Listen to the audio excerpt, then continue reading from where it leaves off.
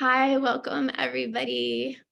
Thank you so much for joining us today. I'm your host today, Jessica Hesser, and this is our frequency school presented by our Healy community, Frequency Shift.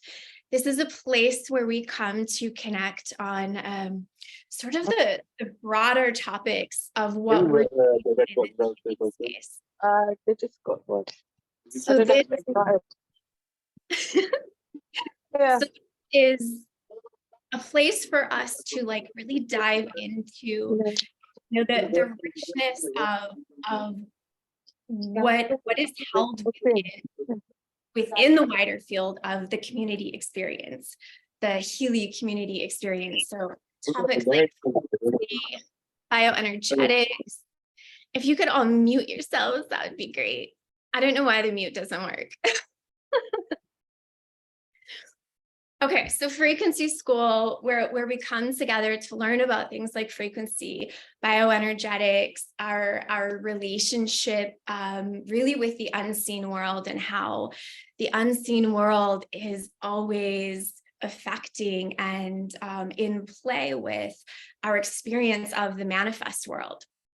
So it's a really beautiful guest that I am so excited to have on with us, that is going to, walk us through some of these very deep and very rich topics, specifically around things like quantum biology and the bioenergetics, and how frequency information informs not only our biological function, but also we become sort of this these instruments of this frequency information that then connects us with the world around us. So it's this beautiful interplay and relationship that is like never ending. It's never ending. Every layer reveals kind of more intimate relationship with ourselves and our environment and our world. And these I personally find these topics so exciting. Quantum in its own right to me is so exciting because it's really seeking to answer sort of the same questions that spirituality seeks to answer. What is the nature of reality? What is consciousness? What is the I? And how do all of these things connect and interweave? I like to call quantum to me, it's the poetry of science. And I could talk about it forever, but today we have a guest who is incredibly knowledgeable in this depth of study. So I want to thank Dr. Catherine Clinton for coming on and joining us and being so gracious to give us her time today. When I found Dr. Catherine Clinton on Instagram, actually, I was so excited because what she was doing was putting language, and particularly the language of science, this quantum science language, onto what I knew innately via my own experience. So it was like this beautiful articulation of what I and we have come to really know via just our experience of life. And we have so many things to chat about today. Dr. Catherine, thank you so much for being here. Welcome.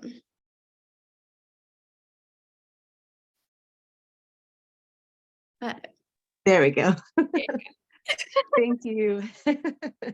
Zoom is so wonderful and so funny too, muting and unmuting. Well, thank you so much for having me. And thank you for all the warm wishes down in the comments, Dr. Vincent, and so many wonderful people. It's great to be here and see everyone and be in a community, a space that is open to this new layer of understanding. And when I start to talk about quantum biology, we live in such a binary world that people assume that it's quantum biology versus the old biology that we learned in school, that Newtonian physics model, that chemical model, that key and lock receptor model. And both are happening at the same time. What I'm finding from the research is that quantum biology is the state that gives birth to that mechanical model, that chemical model. And we finally have the tools to measure and observe these nano-sized reactions happening in our body. And so that's really what I'm talking about when I'm talking about quantum biology, this smaller interaction of electrons, protons, photons of light, photons of sound, frequency information of all kind. And so that's where the action first initiates, and it gives rise to biological action as we know it, right? And so most of us in our middle school health classes, science classes, learn this key and receptor model, where you have the receptor and all the different keys are floating around, bumping into each other. And then finally they meet their match and the key goes in the receptor, it unlocks the biological process, and whatever happens next, right? Protein conformation change, enzyme reactions are catalyzed, all of these different things. But when we actually look at what happens, we see that the body has trillions and trillions of cells. And in each one of these cells, there are 100,000 reactions happening each second. In all of those cells, it's absolutely impossible to be explained by this Newtonian model. And we've known that for a while, but we didn't have anything better. So we just kept on with that. But now what we're seeing is there's something that explains our biology on a much more sophisticated level. And that's through quantum physics and quantum phenomenon. And so what am I talking about when I'm talking about quantum phenomenon? I'm talking about how two particles or systems can be entangled, meaning their actions are interdependent and it doesn't depend on space, right, or locality.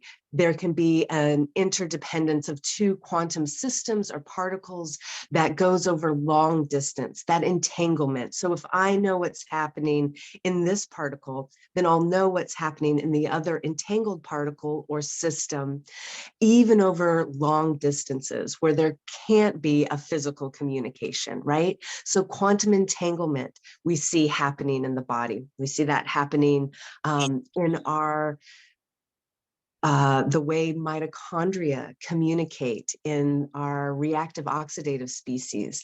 We see that happening throughout the body with enzymes.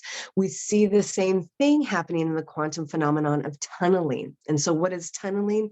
Tunneling is the idea that if we can imagine a hill, we have a soccer ball, we're trying to kick it over the hill. We need to have enough energy to get that soccer ball over the hill. In a Newtonian model, if we don't have enough energy, it's not going to go over that hill. In a quantum physical model, what we have is the ability for that particle, that system, to tunnel via superposition, meaning that that electron, photon, whatever it is, can take multiple paths and find the most efficient path so that it can actually go through that obstacle. And when we're talking about quantum physics, the obstacle is not a hill, it's distance. It is unfavorable reactions. Though that tunneling we now know is happening in our ability to smell, our ability to see, and all of our enzyme reactions really depend on quantum tunneling. And then my favorite is the quantum phenomenon of coherence. What we see is that these things aren't happening in an isolated environment. So when we talk to a quantum physicist, what they would be talking about are experiments that they're doing in the lab. they're isolating the lab from all noise. Vibratory noise, like my voice right now, right? That is blocked out. Any temperature changes, any chaos is blocked out of that lab so that they can observe that quantum phenomenon. Now, that's not the body at all. The body is quite chaotic. A plant is quite chaotic with all kinds of different molecular noise, is what it's called. So everything is vibrating at different rates and creating all kinds of different vibratory signals, frequency signals. And quantum physicists have for the longest time said there's no way for quantum phenomenon to happen in the body because it's too chaotic. What we now see from the research is that chaos brings us the quantum coherence that we need to have quantum phenomenon in the body. And coherence is just a beautiful word to explain how two or more systems, particles, atoms are vibrating at the same frequency. They are able to, like two tuning forks, right? So if I had a tuning fork that was set at 440 frequency, and I had another one that was set at 500 frequency, when I hit that 440, nothing happens to that tuning fork that's set at 500.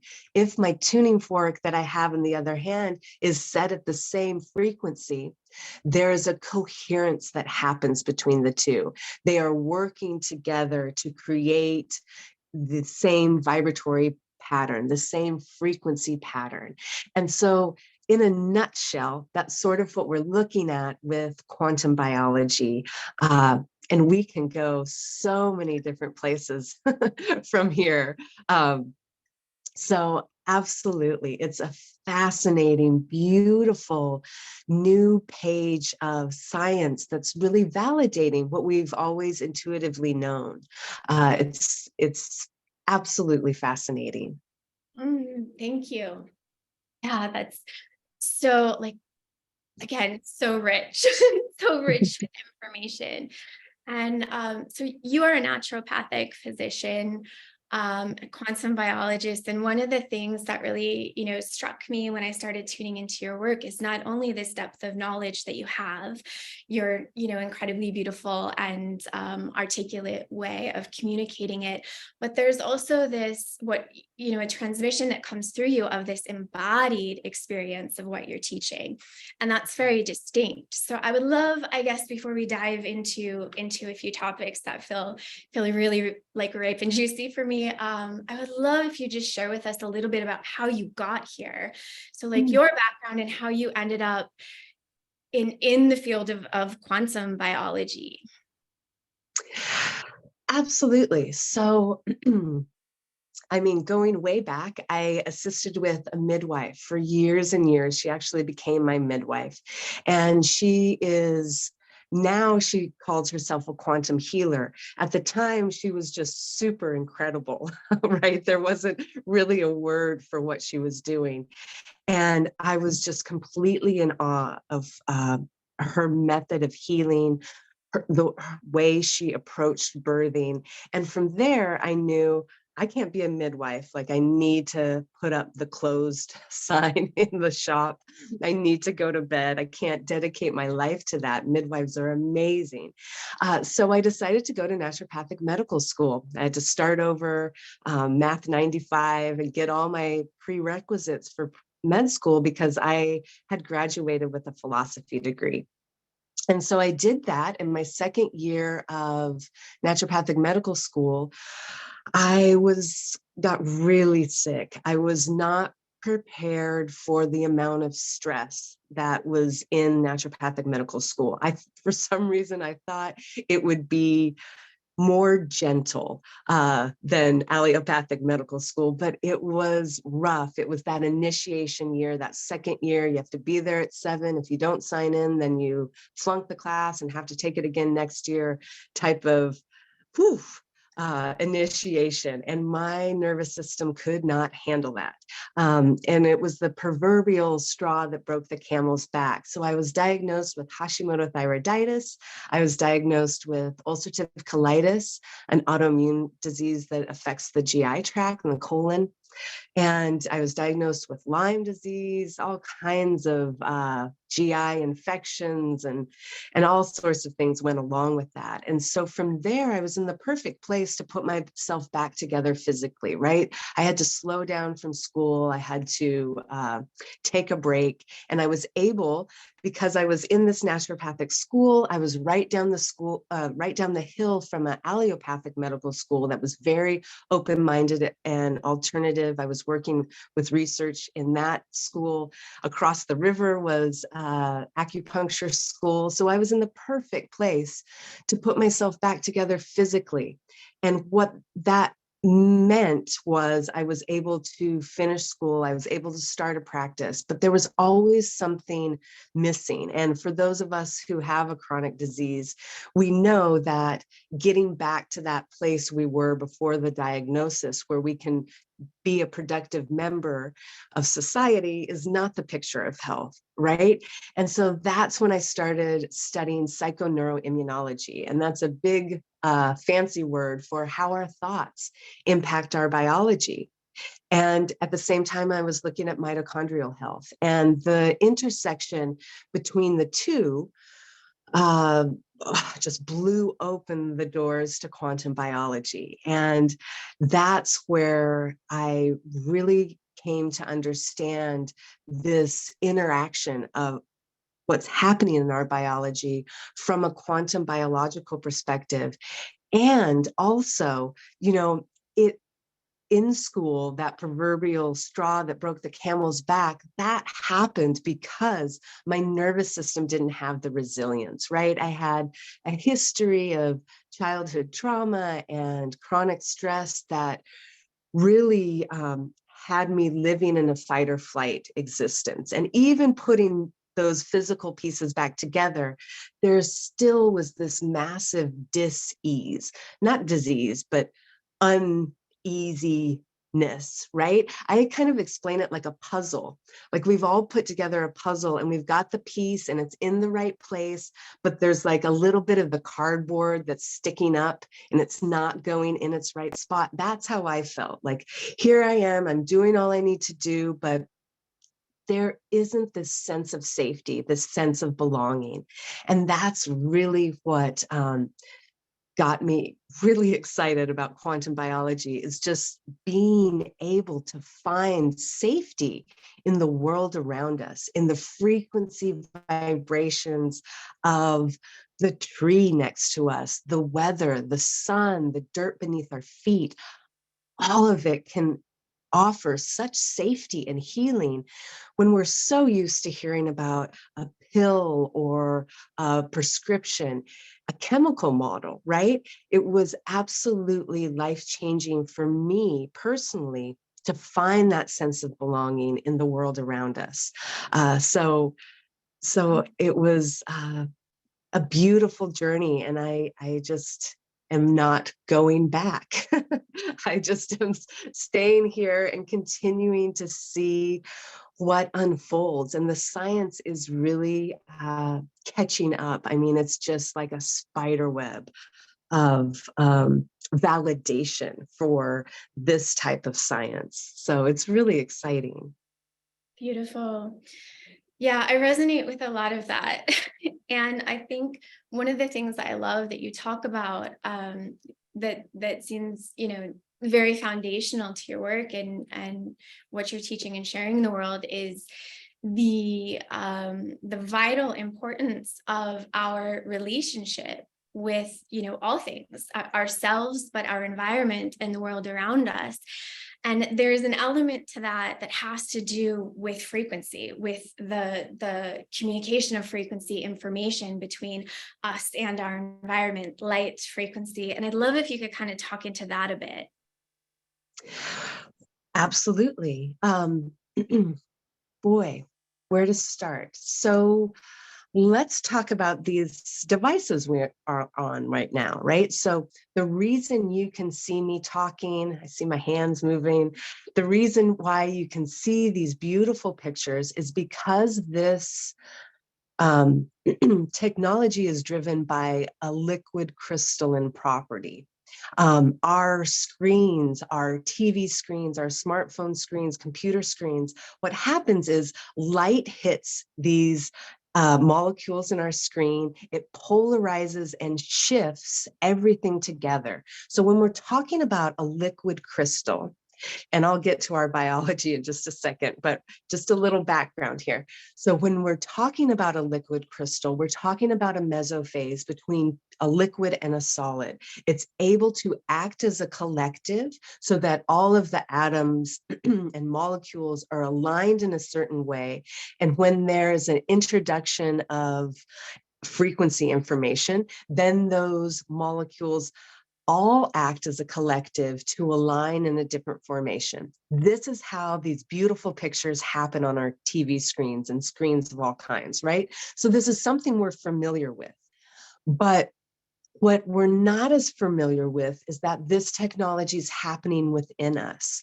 So when we're talking about that liquid crystalline property of being able to trap frequency information, to hold it and to utilize it as a collective for biological action, we see this in our DNA. We see this in our cell membranes. We see this in our fascia. Fascia is a fascinating exploration into our liquid crystalline property. Now, all of those things that I mentioned, and so many things in our body are hydrophilic. They are water loving. So our cell membranes, our fascia, our vessels, lymphatic vessels, blood vessels, craniosacral fluid vessels, they are all hydrophilic in nature. They're all water loving. And what's happening is within those things that I mentioned, DNA, our cell membranes, our fascia, they are liquid crystalline in nature, but they are also lined with structured water, which is liquid crystalline as well. Again, meaning that it's all acting as a group to trap, collect, and utilize this energy, frequency energy in the environment around us.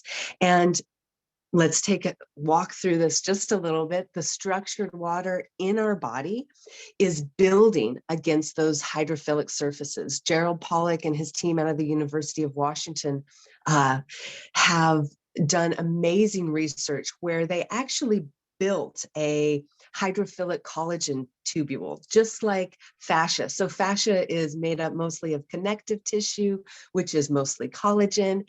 And we're used to hearing about that triple helix, or excuse me, that double helix of DNA. Our collagen in our fascia creates these triple helixes. They're called tropocollagen helixes. And these are nano-sized, right? We're down in the world of the quantum. They're very small, but what Pollock and his team did, they created one of these tubules out of collagen. They put it in a vat of bulk water. They put some infrared energy into the system. And what they saw quite clearly is that this structured water formed on the outside of the collagen tubule as well as the inside.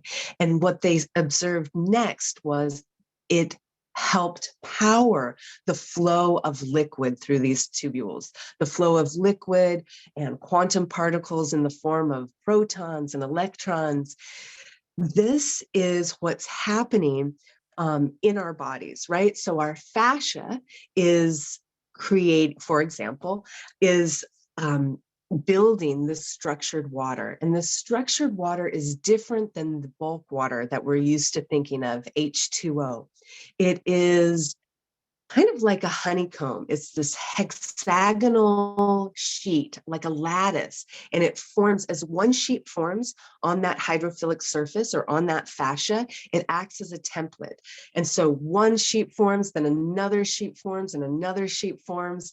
Now it builds dependent on energy introduction into the system. That's what's building. That initial phase is the attraction between water in the body and that hydrophilic surface. But what gets that structured water to build is the introduction of energy in the system. And we know that having a robust structured water body is what I call it, but that building of structured water against our membranes and our fascia, that is indicative, it's a measure of health. So as that degrades, we're going to see more issues in our immune system. We're going to see more disease, more affinity for diseased cells, cancerous cells. And so that is what so many researchers across the globe have really contributed to the science of water. So as this structured water builds, it pushes out a hydrogen, it pushes out a positively charged hydrogen. So what you have is this negatively charged structured water, which is thick, it's more viscous than our regular water, it's building against that surface, and it's kicking out a positive proton as it builds. Now, that separation of charge, just like the separation of charge in a 9-volt battery, is able to create energy that powers biological process. And again, Gerald Pollack and his team did an amazing experiment where they showed just that, where the separation of charge between the positive and the negative water, he put an electrode in both sides, and the separation of charge was enough to power a light bulb. It's enough to power biological action within the body. So that liquid crystalline state, along with that structured water body, is what is trapping frequency information of all kind: light, sound, vibration. It's absolutely amazing. And we can go in so many different directions of what kind of frequency information and what kind of research is out there. And they're also fascinating: sound, frequency information in the biofield. Shamani Jain is a colleague and a wonderful researcher and light in biofield research. And biofields are, we can measure a biofield of a cell or the brain with the EEG or the heart with an EKG, but there's more subtle biofields, these energetic fields that radiate out from the body. And she's doing amazing research, compiling everyone else's research as well as doing her own research, where these biofields are able to pick up these currents of compassion. So when we're talking about Reiki, when we're talking about healing touch, therapeutic touch, the ability for the state and energy state of compassion to affect biology, it's absolutely amazing. And it's not just one researcher. I mean, MD Anderson, which is pretty mainstream, right? MD Anderson is doing research on these compassionate healing touches and Reiki being able to decrease tumor growth, able to decrease the markers that go along with tumor growth.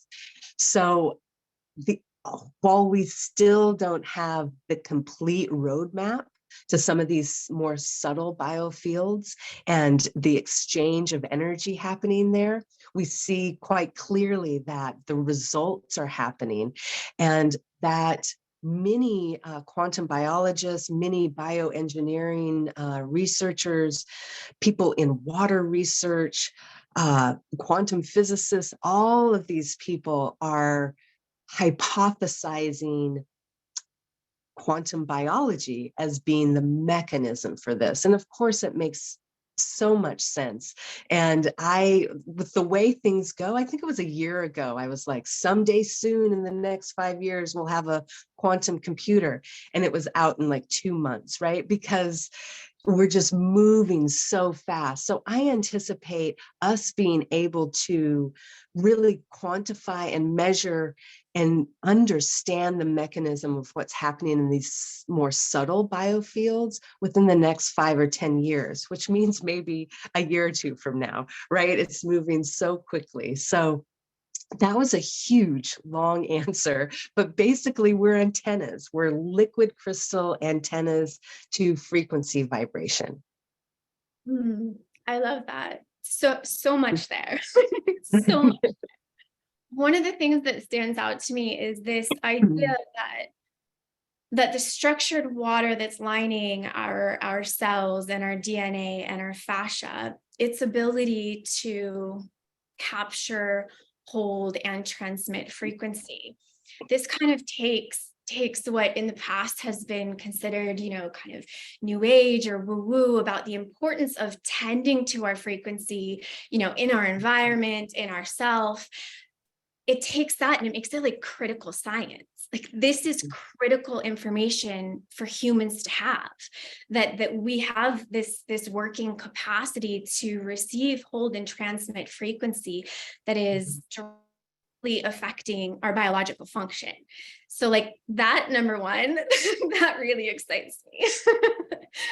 And number two, I would love to play into more this idea of the biofield, which I wanted to ask you about, because here with Healy, we have two sort of main functions that we use with Healy, and one is the microcurrent, which is obviously electrical. That function is pretty easy for people to understand, that the electrical current is supporting the cellular voltage and how that supports health on this biological level. But what can feel a lot more abstract and hard to wrap the mind around, because it is dealing with a much more subtle realm, is the biofields. So we have microcurrent application and we have biofield application. And I would love if we could just talk about that a little bit more. What go a little bit deeper into what is the biofield? How do we, I sense some of this is still in the realm of the unknown, like you're saying, but how do we elicit change in the biofield? And then how does that affect, again, the living human organism? And what is biofield medicine? What is that doing? What is that working into? Yeah, absolutely. So the biofield really, spans from hard science, right? Like EKGs, ECGs, EEGs that we can measure in the body. We can measure the dipole energy of the biofield of a cell. These are things that we're using in mainstream medicine and we have for so long. And really what we're talking about in those instances is an electromagnetic frequency, right? And so we can break it down to an atom, right? Each atom on the periodic element table of elements. You guys know what I'm talking about, right? The table of periodic elements. Oh my goodness, why can't I remember that name right now? Holy eclipse. But you guys know, it starts with hydrogen. It has all of the elements on it. And each of them have their own unique electromagnetic frequency. So we can start there. Every cell has its own unique electromagnetic frequency. We can see the difference in the EMF of a healthy cell and a sick cancerous cell, right?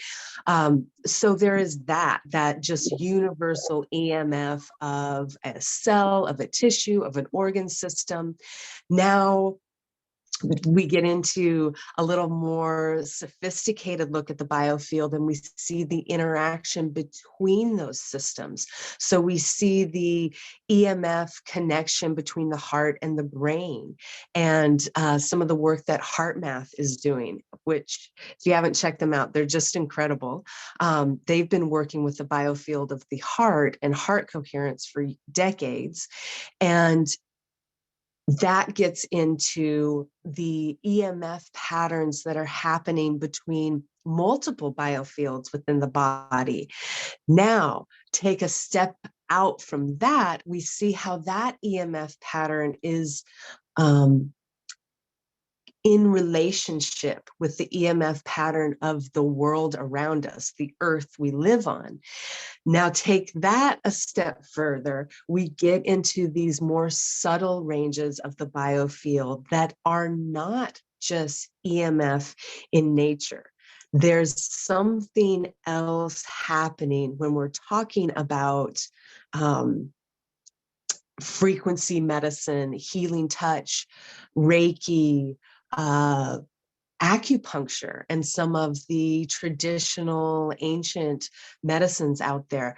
They come back to this more subtle biofield that we have a hard time measuring like we do with all the other ones. All the other biofields I mentioned are measured purely by that EMF frequency.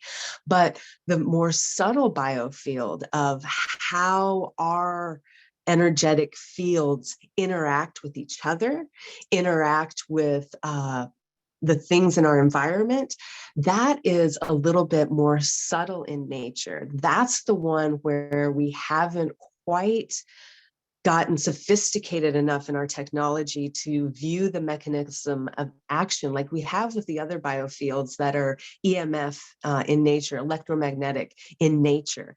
There is also a biofield that is happening that is more subtle, that we can measure from an objective standpoint or from a subjective standpoint, meaning that we apply these therapies and can measure the benefit of them. And this is where science is completely horrendously horrific at, is being able to use things we can't validate. We can see the benefit, but we can't validate it under a microscope, so we're not going to use it. And that's such a misstep, in my opinion. If we can measure the benefit of it and we still don't know the mechanism of action, all we need to do is spend 5 minutes looking at the history of medicine to see this is how it is all the time, right?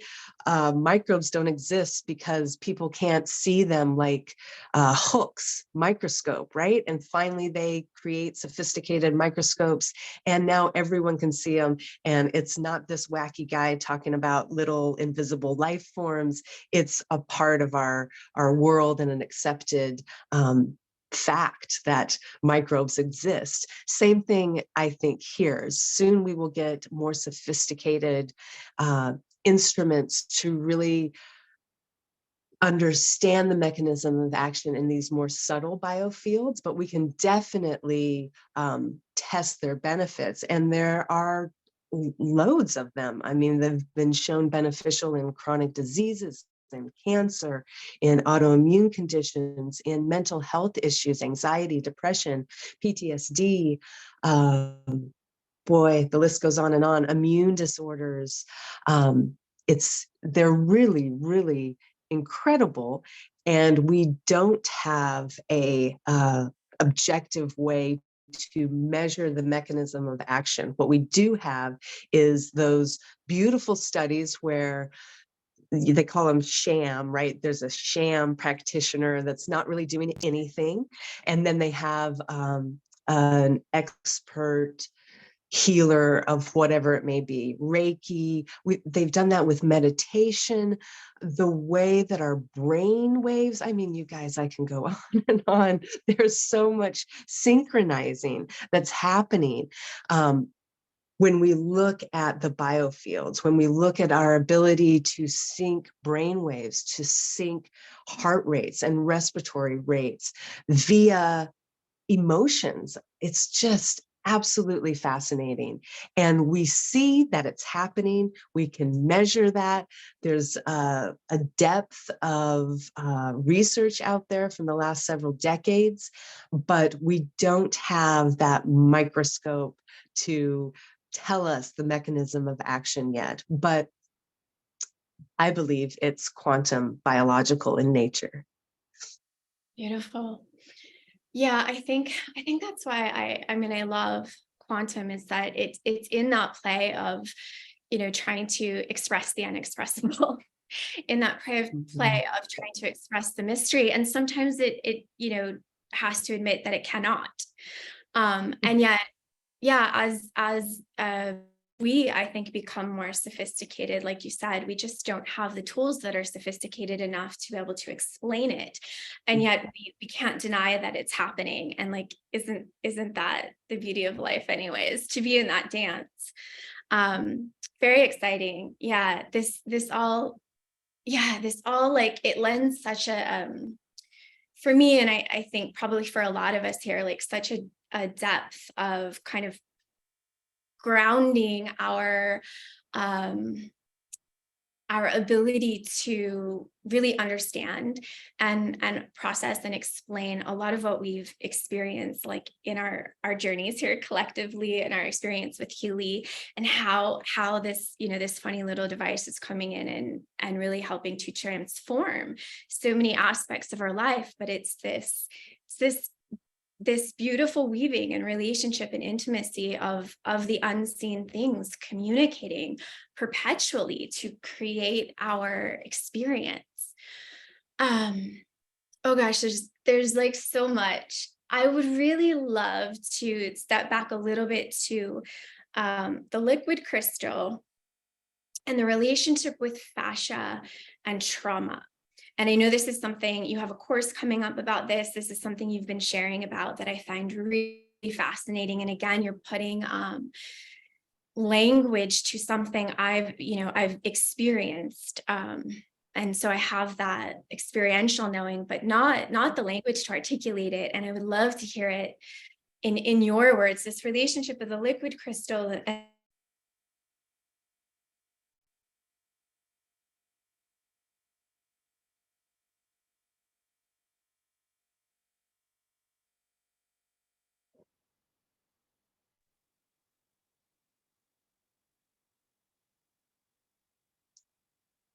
Okay. I Oh, think I did I think you're cut loud. out? Yes. Or maybe I cut out. I missed the question. It's about a liquid crystal and Yeah, the relationship of the trauma. liquid crystal, fascia, and trauma, and how trauma Mm, affects organ. perfect. Perfect. One of my favorite topics. So this is kind of like a merging of many different um, fields, right?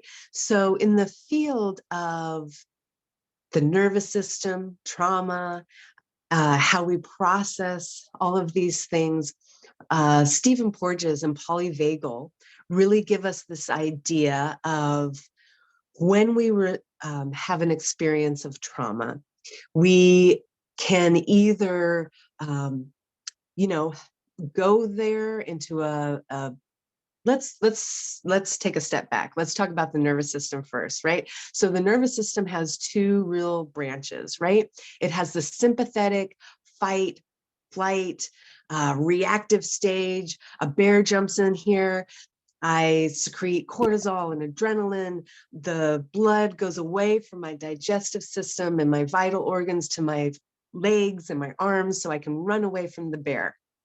What I'm supposed to do is run to the meadow and collapse into the grass and smell the flowers. And my body goes back to a parasympathetic nervous system, right?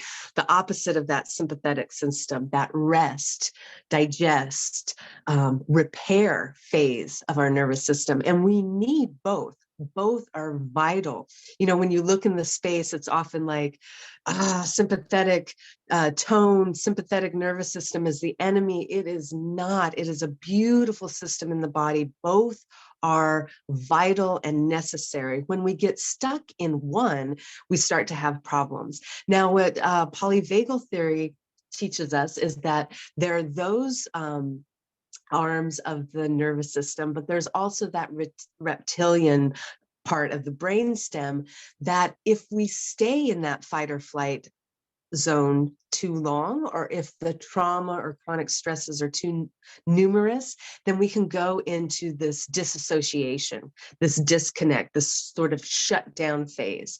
And I think we probably can all recognize someone in our life that has experienced trauma and now is kind of disassociated. They aren't actively engaging in the world around them. And that doesn't mean they're comatose, right? They are doing all the things, going to the events and work and being in society, but they're very disconnected from any emotional life. And so what polyvagal theory talks about is how when we have a significant trauma or stressor, we go into that fight or flight zone. We can stay there and get stuck there. We can even go into that disassociated one. And it's sort of like a ladder, right? We've got our rest and digest here. We've got our sympathetic fight or flight. And then the next level of nervous system activation is that shutdown phase, right? It's like, those fainting goats, for example, right? If you scare a fainting goat, they will faint. They will totally disassociate. They will play dead, so to speak, as a way of protecting themselves. And this is still remnant in our own nervous systems. And so when you're talking about, excuse me, I got a hair stuck in my mouth. So when we're talking about those different nervous system inputs, we are talking again about that liquid crystalline process or ability of our fascia. And that fascia can get adhered, it can get stuck. And so what we see is that fascia creates adherences that obstruct the flow of energy. And I'll just say, just really quickly, that fascia has been studied to contain a different sort of energetic flow akin to the meridians, right? So when we're talking about trauma, getting stuck in our fascia, it's that sense of guarding, right? We're guarding from a traumatic event, and we hold that, and we can see that clearly with a physical injury, right?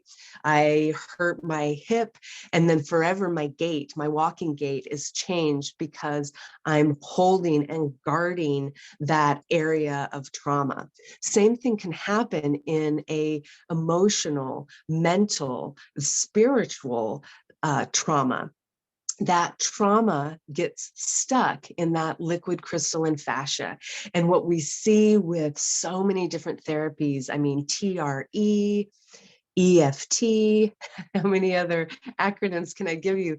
There's so many powerful modalities out there that release those adhesions. And you see that Excuse trauma. me, it's exactly what I wanted to ask. How do you get rid of this thing? Because this is the problem. I believe that most of the people really have problems getting released from exactly this point.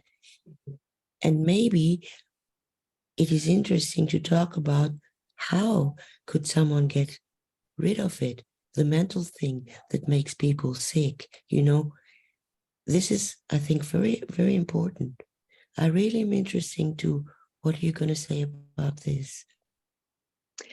It is, and I agree with you. So many of us are stuck guarding a traumatic experience. like I said, I had childhood trauma, and it wasn't until I was able to access a different frequency that I finally found the safety to realign.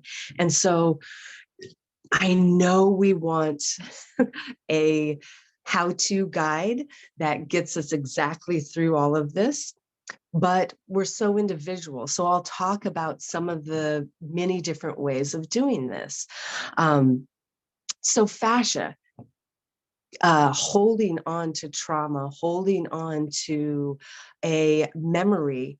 Yes, all of these in the comments, EMDR, yoga, meditation, myofascial release, right? So when I put my hands on myself or someone else's body and fascia, when I press that, that deformation creates change. Our fascia is piezoelectric, it's viscoelastic, meaning that when it changes, when it deforms, it creates an electrical current. This electrical current has the ability to move these stuck adhesions. And if we think about it, if we kind of zoom in, so to speak, we've got the fascia and it's piezoelectric. So when we're deforming it, and that sounds like it's a bad thing, but I actually mean when we're squishing it, when we're moving it, when we're stretching it, that change in shape creates an electrical current on the surface of that fascia. And that electrical current is further enhanced by the structured water that lines that fascia. Now, if we add another component into it, when we're pressing manually, ourselves or someone else on the fascia, it's bringing in new structured water. So the structured water that may be holding that adhesion and that pattern is released, and new structured water comes into that area. So this is one way to wrap our heads around how do we get unstuck?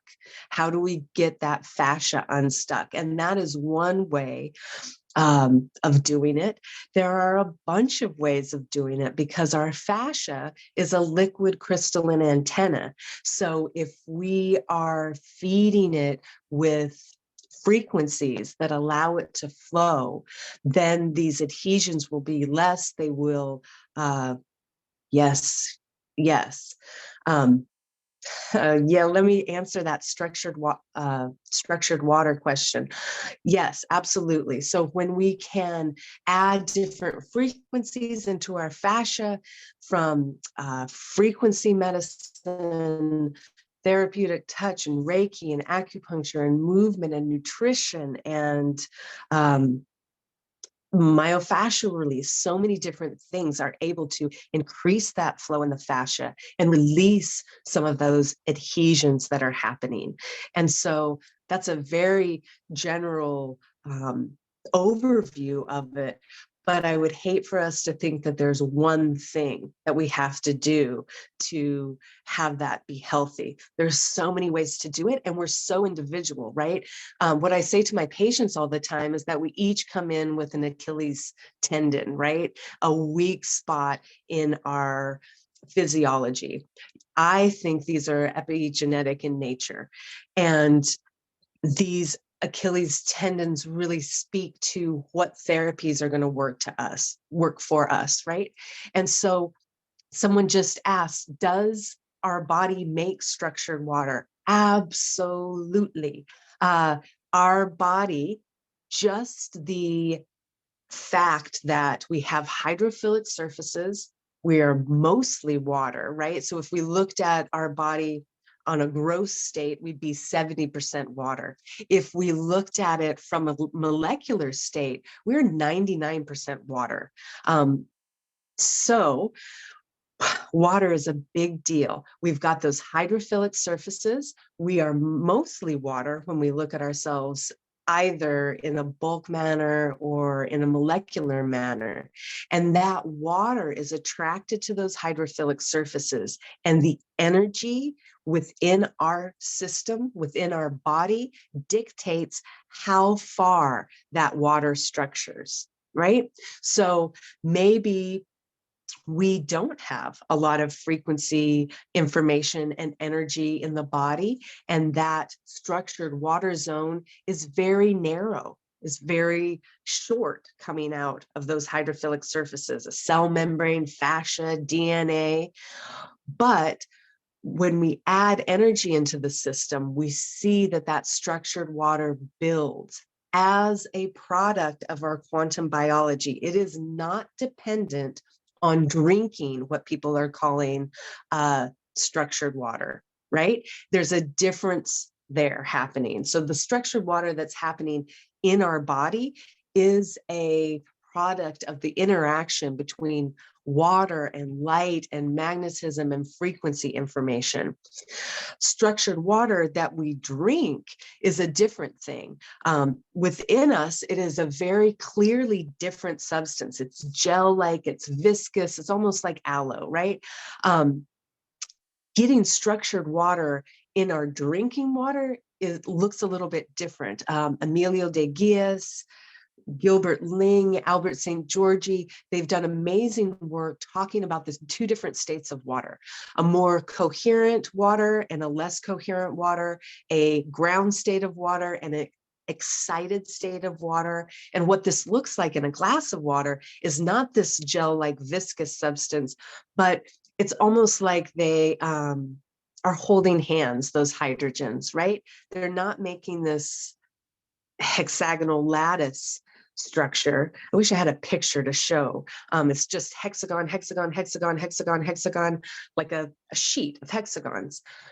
In our drinking water, those hydrogens are not making sheets, they're making circles. They're kind of holding hands, and they create what these researchers are calling coherent domains or excited zones of water. And what happens is those zones can take EMF frequency inside of them. They can't take anything else. So if you're trying to get a molecule of lithium or iron or whatever it may be, it can't penetrate that circle, that coherent domain, but frequency information can. And boy, that's a really fun topic when we start talking about water memory and what those coherent domains can learn. Homeopathy, yep, exactly.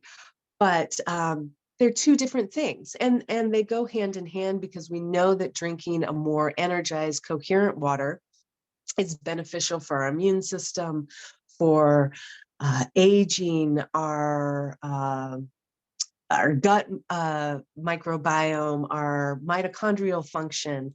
So we see that it is working on a quantum biological level, giving that energy to our system, but it's not a one-to-one zone. I think structured water companies have done a wonderful job marketing it kind of in the same way as structured water in our body.